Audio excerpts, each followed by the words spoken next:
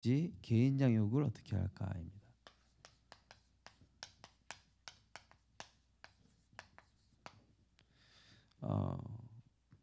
우리가 참 포도나무 대신 그리스도께 붙어 있는 이상 열매 맺게 하시는 분은 이제 하나님이시죠. 내가 하는 게 아니라 하나님이 맺게 하시는 것입니다. 그래서 내가 복음을 누리고 알고 체험한 만큼 우리가 양육을 할 수 있는 건데요. 결국에는 이 개인 양육이라는 게 뭐죠? 이 세 가족을 이 신자 전도 대상자라든지 이 구원받은 사람을 창세기 3, 6, 11의 망대에서 그리스도 하나님 나라 성령 충만의 망대로 이 바꿔주는 사역이죠, 그렇죠? 요걸로 세팅되어 있기 때문에 나 육신 물질로 세팅되어 있는 이 망대를 그리스도 하나님 나라 성령 충만의 망대로 바꿔주는 사역이 바로 개인 양육 사역입니다. 그래서 이 사역이 굉장히 중요하죠. 결국에는 이 한 사람의 운명이 그 가정의 운명이 되고 이 가정이 치유될 때 지역이 살고 민족과 세계가 사는 것처럼요. 자, 그러면 구체적인 그 내용이 하나님을 알도록 성경에 보면은 영생은 곧 유일하신 하나님과 그가 보내시니 예수 그리스도를 아는 것이니이다. 요한복음 17장 3절에 보면 나와 있죠. 그래서 신명기 6장 4절 9절에도 너는 마음을 다하고 힘을 다하여 내 하나님 여호와를 사랑하라 했습니다. 이 하나님을 알아가도록, 이 하나님이 대체 어떤 분이신가? 우리가 누군가를 사랑하면은 그 사람에 대해서 알아가고 싶잖아요, 그렇죠? 그 사람에 대해서 이해하고 싶죠. 예. 제가 최근에 어떤 스릴러 드라마를 좀 봤는데요. 이 아내가 계속 바람을 피우는 거예요. 근데 이 남편이 끝까지 사랑하는 거예요. 끝까지 사랑하고 끝까지 믿어주고 심지어 그 아내가 바람 핀 걸 누가 녹화해가지고 자기한테 보여주는데 그 영상을 자기가 삭제해 버리는 거예요. 아예 복구를 못하도록. 와, 저 사람 예수님인가? 막 이런 생각이 들 정도로 참 남편이 대단하다 이런 생각 들면서도요. 자, 우리가 하나님을 안다. 자, 하나님 어떠신 분입니까? 시편 139편 1절에서 4절 잘 아시는 부분이죠. 우리 앉고 일어서는 거 아시고 우리의 생각하는 거 아시고 우리의 걸음을 아시고 우리가 수월에 있을지라도 거기 거하시고 그죠? 머리카락까지 세심 받으셨다. 요한복음 10장 14절에도 내가 그를 아나니 그도 나를 알 것이다. 자, 하나님은 우리를 아주 정확하고 세밀하게 알고 계시죠.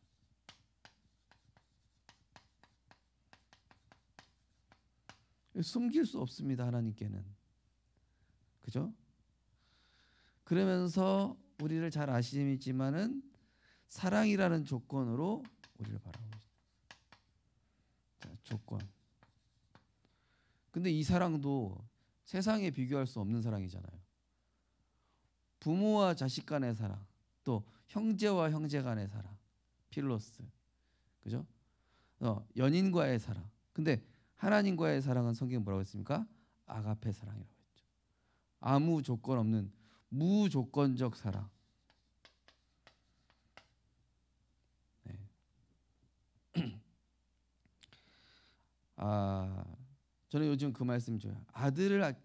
로마서 8장 32절에 보시면 자기 아들을 아끼지 아니하시니가 모든 것을 은사로 주시지 않겠느냐. 로마서 5장 8절에는 우리가 아직 죄인 되었을 때 그리스도께서 우리를 위하여 죽으심으로 하나님께서 우리에 대한 자기 사랑을 확정하셨느니라. 우리 얼마나 사랑하지? 하나님이 세상을 이처럼 사랑하사 독생자를 주셨으니. 하나님의 사랑. 이 하나님 사랑이구나. 내가 이렇게 하나님을 배신하고 하나님을 멀리하는데도 또 하나님은 품어주시고, 또 하나님은 기다려주시고, 또 하나님은 인내하시고, 또 하나님은 바른 길을 가도록 지도해 주시고, 이런 하나님을 계속 알아가게 하십니다. 그 사랑은 변치 않으신.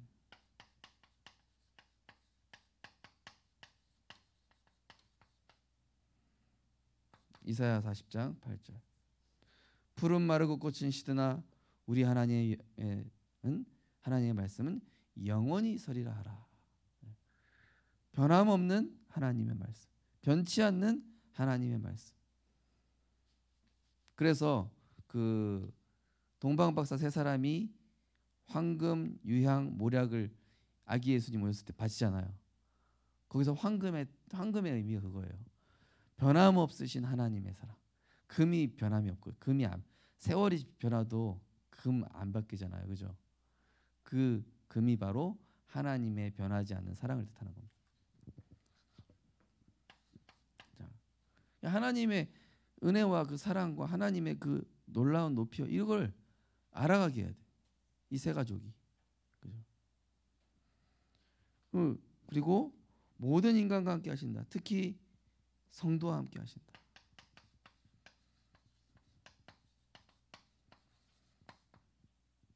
여호수아서 1장 9절.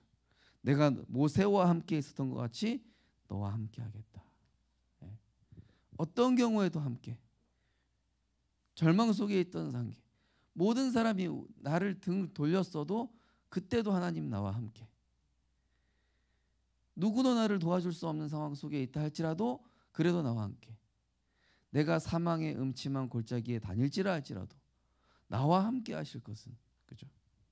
그런 하나님은 절대 너를 포기하지 않으신다. 우리를 절대 포기하지 않으시죠. 또 우리의 필요를 채워주신다. 하나님은요, 딱 적정선을 주십니다. 우리한테 타락하지 않게, 모자라지 않게 딱 적당하게 줘요. 좀 더 주면 내가 오직 보고 말한다는 거 알거든요. 또 너무 적게 주면은 또 힘든다는 거 아니까 하나님은, 그래서 빌립보 4장 19절, 하나님은 그래서 뭐랍니까? 마태복음 6장 8절에 하면 일용할 양식을 주옵시고, 내일 일은 내일 염려해라, 이런 말씀 나오죠. 하나님은 때에 따라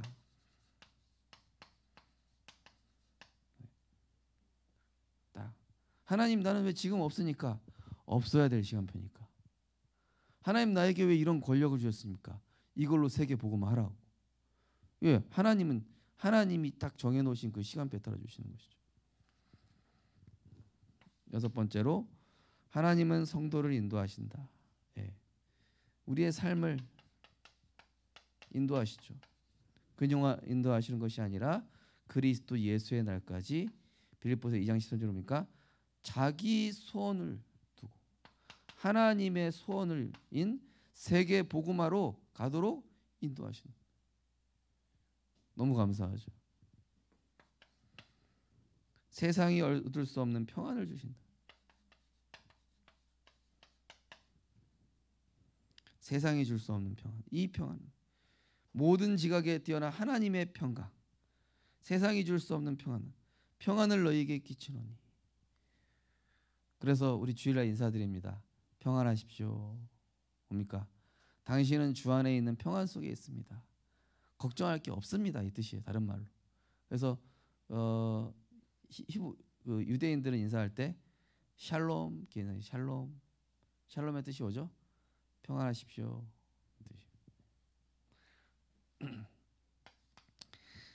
자, 그러면서 이 세 가족 개인 양육할 때 이 하나님을 알아가도록, 그래서 이 예배를 통해서 성령의 임재를 체험하면서 하나님을 알아가고, 그러면서 이제 이 말씀을 암송 또 묵상하도록. 그래서 신명기 6장 4절에서 9절, 또 여호수아 1장 1절 7절에서 9절 말씀. 이 말씀을 내 입에서 떠나지 않게 해라. 그렇죠? 자, 왜 암송하고 묵상해야 됩니까? 태초에 말씀이 계시니라. 이 말씀이 곧 누구시리라? 하나님이시니라. 말씀이 하나님이에요. 그래서 말씀을 통해 내가 하나님 만날 수 있는 거죠. 우리가 위인전 읽으면은 그 사람이 한 어록을 보고 이 사람을 알잖아요. 자, 그래서 이 암송하고 묵상하는 이유는 뭐죠? 예, 여기에는 그리스도를 닮아가게 하는 게 있다. 자, 결국 그리스도를 닮아갈 때 우리에게 뭐가 회복되죠? 하나님의 형상이 회복되잖아요. 풍성한 삶을 누리도록. 예, 한마디로 우리는 원래부터 다스리고 정복하는 하나님의 복으로 사는 존재잖아요. 하나님이 주신 복으로 사는 존재입니다. 이걸 알았던 아브라함이 소돔 왕한테 당신 재물 필요 없다 이렇게 얘기했죠. 나는 하나님 주신 복으로 살 것이다. 야곱도 천사와 씨름하면서 하나님 주신 복으로 내가 살도록 이 지금 역사해 달라고. 그러면서 말씀 묵상하면서 성장, 우리가 영적으로 성장. 어린아이 신앙이 있고 어른 신앙이 있습니다. 예. 영적으로 성장하게. 무리 신앙이 있고 제자 신앙이 있어요. 제자 신앙 되시기 바랍니다. 그리고 기쁨과 은혜 받도록. 예. 진짜 우리 수요예배 때도 얘기했지만 내가 은혜 못 받으면 불신자들이 볼 때 애물단지라니까. 애물단지. 은혜 받으면 세상에서 누구보다도 값지고 필요한 존재가 되는데 은혜 못 받는 사람은 세상에서도 별로 불신자가 보기에 필요 없는 존재가 돼요. 내가 은혜 받느냐에 안 받느냐에 따라서 이 내 가치가 달라지는 겁니다. 자, 주님과의 만남 계속 교제해야 되죠. 우리는 하나님과 교제해야 돼요. 우리가 남편과 아내가 점점 닮아가는 이유도 서로 교제하면서 닮아가는 거 아닙니까? 성격도 닮아가고 생각하는 것도 닮아가고. 자, 이유. 한마디로 이 세 가족은 이 창세기 3장, 6장, 11장의 망대로 돼 있기 때문에 요거를 어떻게 해요? 하나님의 말씀을 통해 치유되도록. 내가 고칠 수 없습니다. 나의 습관을. 또 실천이 어렵다. 이 말씀을 행할 수 있는 힘을 주신다니까요. 그죠? 저도 오늘 컨디션이 좀 안 좋아. 목소리가 좀 이상하죠? 제가 코로나도 아니고 처음에 코로나인 줄 알았어요. 검사했더니 병원 가서 검사해보니까 코로나 아니래. 독감인가 보다. 독감 검사해보니 독감도 아니래. 그냥 몸살이래. 네. 몸살 걸리지 마시기 바랍니다. 네. 근데요, 은혜 받으니까요, 뭐 몸살 걸리든 뭐든 상관없어요. 네.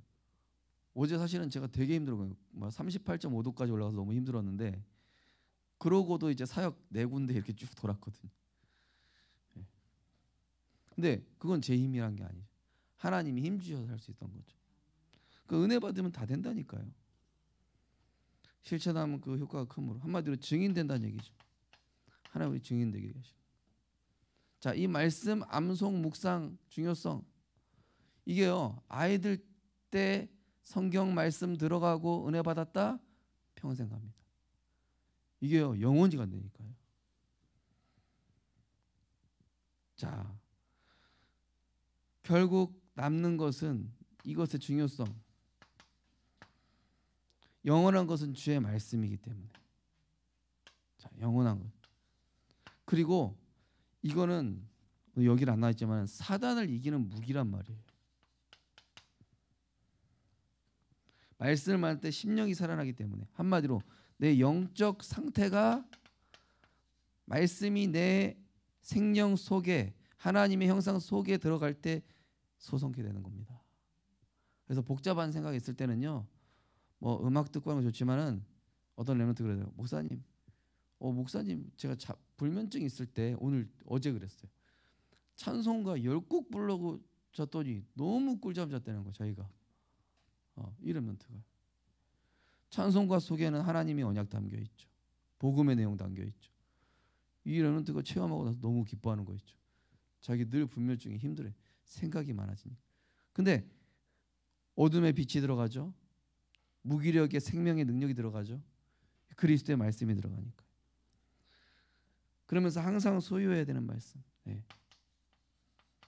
소유한다는 건 뭡니까? 누군가한테 답으로 줘야 되니까. 누구나 할 수 있고 누구나 하기 때문에. 네. 결국 이 말씀 전달해 줘야 돼요. 자, 여기 유익이 나오죠. 자, 유익. 이 복음 선고 암송하셔야 되는 이유 중에 하나가 내가 메신저 곧 사역자가 될 수 있습니다. 복음 편지, 새 생명, 새 생활, 현장 복음 메시지 모든 메시지에는 우리 다락방 같은 경우는 복음 선구가 다 들어가 있단 말이에요. 그래서 사역자가 되실 분들은 복음 선구를 어느 정도 암송을 하고 계셔야 돼요. 예. 저는 그래서 어떨 때 제가 메시지 전달할 때도 있지만은 어제 우리 동명대 교수님하고는 복음 선구 읽고 포럼을 했어요. 그랬더니 하나님이 전도의 문 2군데 자동으로 열어주시더라고요. 너무 신기하죠. 우리는 말씀 묵상했을 뿐인데 말씀이 마음에 고정되면 염려가 물러간다. 한마디로 내 생각이 딱 바르게 되는 거예요. 또 죄를 이기게 한다. 한마디로 영적인 힘이 있으니까 너 게임 끊어라. 너 잘못된 행동하지 마라. 그거 못한다니까요. 흑암에 잡혀서. 그런데 영적인 힘이 있으면 할 수 있습니다. 너 왜 분노 조절 장애냐? 너가 그렇게 하지 마. 화내지 마. 안 된다니까요. 영적 문제인데요. 그리스도의 말씀 들어가면 살아나게 되어 있습니다. 베드로전서 2장 2절 뭐라 되어 있죠? 젖먹이와 같이 신령한 젖을 사모하라. 안식을 얻게 된다. 그죠? 참된 평안을 얻게 된다. 저도 딱 항상 메시지 켜놓고 자거든요. 볼륨 1로 해가지고 막 중얼중얼 거리는 소리 들리는데 그렇게 들어요. 1이나 2로 켜놓고 자요. 송이 사모님이랑 조원이는 볼륨 6으로 해놓고 복음 선구 109절 계속 돌아가게 해놓고 자거든요. 무의식에 들으라고. 왜 그렇습니까? 하나님의 말씀이 모든 것이에요. 결국 태초에 말씀이 계시니라. 이 말씀이 하나님이시니라.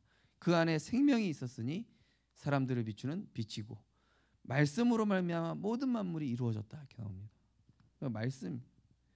자, 암송의 열쇠. 자, 이제 우리 5월 달에 성구 암송 대회 할 거란 말이에요. 그죠? 이 말씀을 아는 데 있어서 하나님의 사랑에 대해서 이해하는 것이죠. 먼저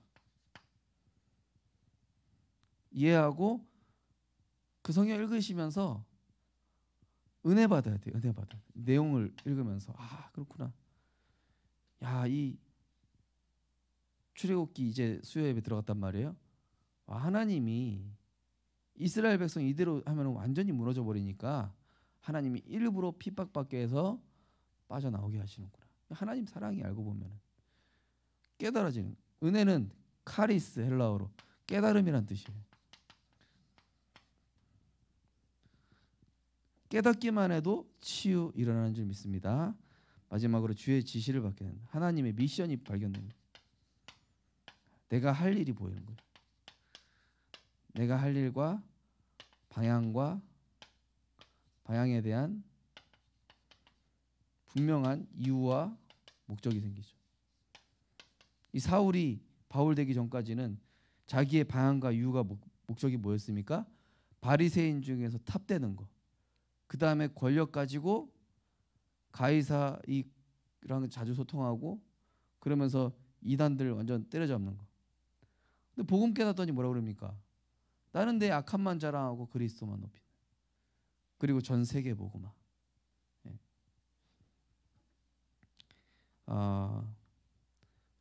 사실은요, 이 개인 양육하면요, 전하는 사람이 제일 많이 은혜 받습니다. 전해 보시라니까요. 전하는 사람이 은혜 받아요. 그리고 공부도요, 누구 가르치면서 공부하면 더 잘 된다니까요. 공부 잘하는 사람들은 잘 알아. 내가 누구 가르치면 잘 알아. 기도하겠습니다. 하나님 감사합니다. 변함없이 우리를 사랑하시고 변함없이 우리를 지키시며 변함없이 인도하시는 성삼위 하나님께 은혜를 감사드립니다. 하나님을 알아가게 하여 주옵소서. 말씀을 암송하고 묵상하는 중에 우리의 영적 DNA가 바뀌게 하여 주시옵소서. 그래서 이 말씀이 내게 머무르고 각인되어서 현장에 증거할 수 있는 사단을 이기는 사단의 망대를 무너뜨리는 하나님의 강력한 무기가 되게 하여 주옵소서. 예수 그리스도 이름으로 기도드리옵나이다. 아멘.